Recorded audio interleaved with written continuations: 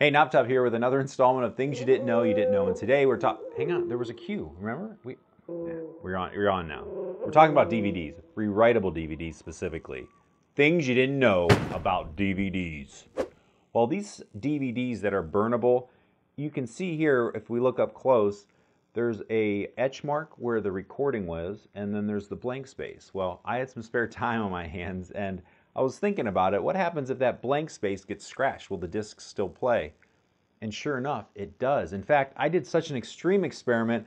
I got magic marker, wrote all over this clear area, scratched it up with a key, and the disc still played. As long as there was no actual scratches or interruptions on the burn side of it.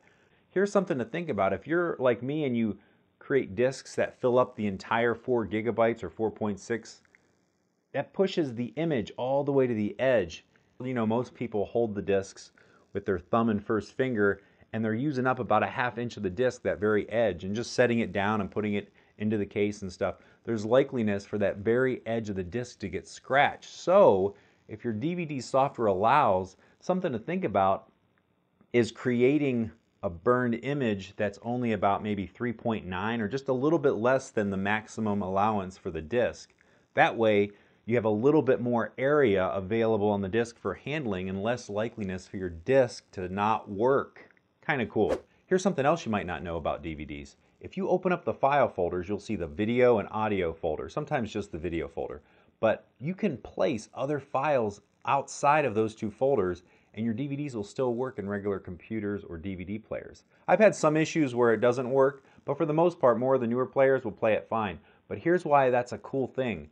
You can add additional files to your discs if you want to have a hard copy or a DVD of your movie, and then maybe some files that you can upload like an MP4 or WMV or whatnot, maybe some document files. And you can place those outside of the folders that are on the disc and have a nice little disc with all of your files on it. Kind of cool. There you go. Things you didn't know about burnable DVDs. knoptop. Thanks for watching. Oh, you scare me. Hey, have you ever seen one of these? Whoosh! It's not what you think it is. It's actually called a scissor clamp. Let me show you how it works. So you take your Ninja Star scissor clamp and you want to loosen it like so. You just loosen this bottom clamp and then it'll loosen up.